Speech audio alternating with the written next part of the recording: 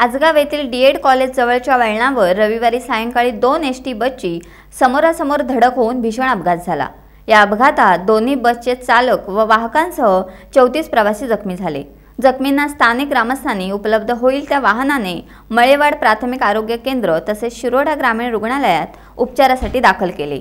वेंगुर्ला येथून शिरोडा मार्गे पणजीकडे जाणारी MH20 BL 3934 आणि सावंतवाडीहून शिरोड्याकडे जाणारी MH14 BT 2012 या 2 एसटी बसमध्ये हा अपघात घडला।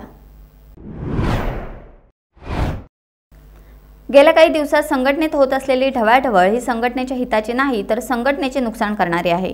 तसेच आज संघटनेच्या पडत्या काळात असताना प्रत्येकाला विश्वासात घेत प्रत्येक शिवसैनिकाला ताकद देणे गरजेचे आहे। निवडणुकीमध्ये स्थानिक कार्यकर्त्यांना यश मिळवून देणे गरजेचे आहे। असे असताना काही नेते संघटनेची शिस्त बिघडवत आहेत, असा बेशिस्तपणा खपवून घेतला जाणार नाही।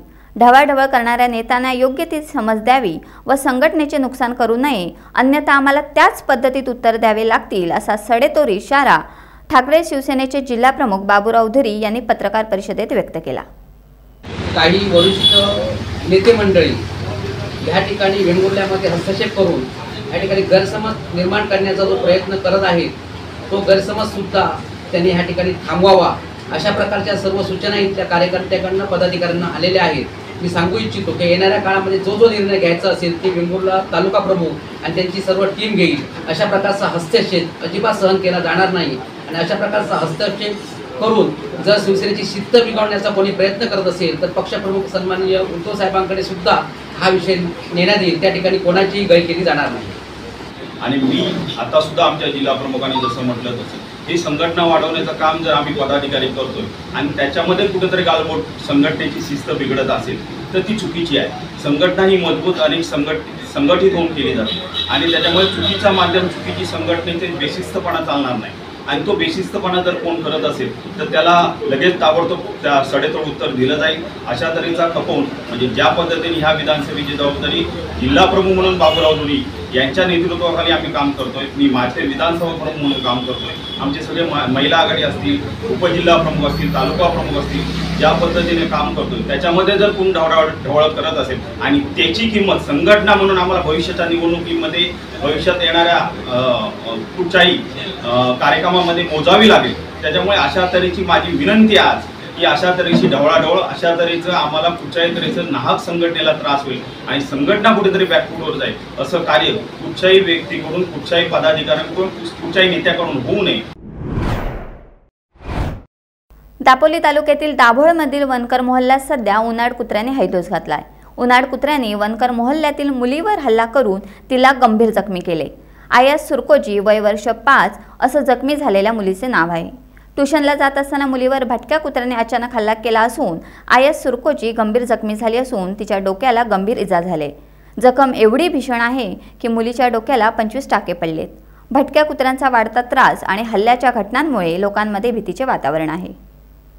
कमर अहमद शमशुद्दीन सुरकोजी। राहणार कुठे?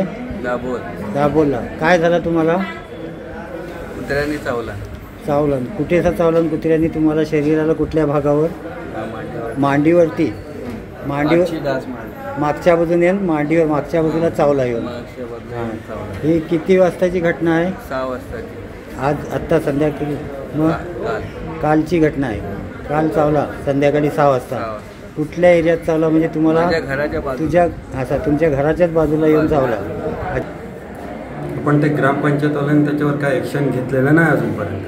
म्हणजे तुम्ही वेळोवेळी तक्रार दाभोळ ग्रामपंचायतजवळ केली होती। वेळोवेळी माझ्या मित्राबरोबर गेलो होतो तेव्हा कंप्लेंट केली, म्हणजे असं सांगितलेलं होतं की कुत्रे भरपूर झालेत, लोकांना चावत आहे, तुम्ही त्याचा काहीतरी उपाय काढा।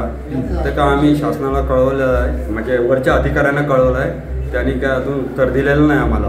मग म्हटलं नंतर म्हणतात की त्या गव्हर्नमेंटचा हे आहे, आम्ही त्याच्यावर काय करू शकत नाही असं म्हटलं। मग आता कुत्रे एवढे माणसं मेली चालतील पण कुत्र्याला काय करायचं नाही, हे कसं आहे की कितपर्यंत सही आहे?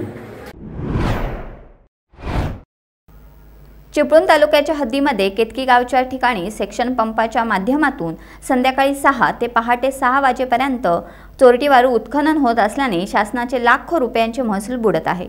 सदरची हद्द ही खेड व चिपळूण तालुक्यामध्ये लागून आहे। सदरची वाळू ही बोटीच्या माध्यमातून उत्खनन करून चिपळूण आणि खेड तालुक्याला सप्लाय केली जात असल्याची धक्कादायक बाब उघड होत आहे। याबाबत महसूल खात्याने हातावर घडी व तोंडावर बोट घेण्याची भूमिका का घेतली आहे असा प्रश्न निर्माण झालाय। मुरुडमध्ये दमदार पावसाला सुरुवात झाली असून गेल्या 24 तासात मुरुड, रेवदंडा, अलिबाग परिसरात जोरदार पाऊस कोसळत आहे। शेतीला समाधानकारक पाऊस असून चोहीकडे हिमवर्षावासारखे वातावरण आहे। फळझाडांच्या नवीन लागवडीसाठी हा पाऊस पोषक असल्याचे म्हटले जाते।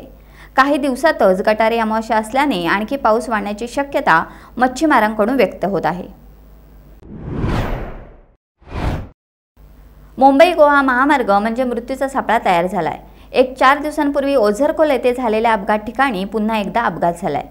दुचाकी नंबर MH088G4124 ही मोटरसायकल संगमेश्वरवरून परशुरे येथे गावी निघाली होती, तर डिझायर कार नंबर MH12VW4649 ही रत्नागिरीहून मुंबईकडे निघाली होती। हा अपघात मोटारसायकलला कारने धडक दिल्यामुळे बाईकवरील दोघेही गंभीर जखमी झाले।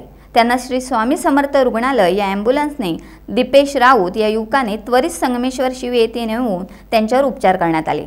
त्यावेळी हे दोघेही सख्खे भाऊ असून एकाचे शुभम चंद्रशेखर गुरव वय वर्ष 27 राहणार परचुरी, तर दुसऱ्याचे नाव अथर्व चंद्रशेखर गुरव वय 21 राहणार परचुरे असे दोघेही गंभीररित्या जखमी झाले। पुढील उपचारासाठी त्यांना रत्नागिरी सिव्हिल येथे नेण्यात आले। टाइम्स डिजिटलला लाईक करा, शेअर करा, सबस्क्राइब करा आणि बेल आयकॉन दाबायला विसरू नका। Times digital.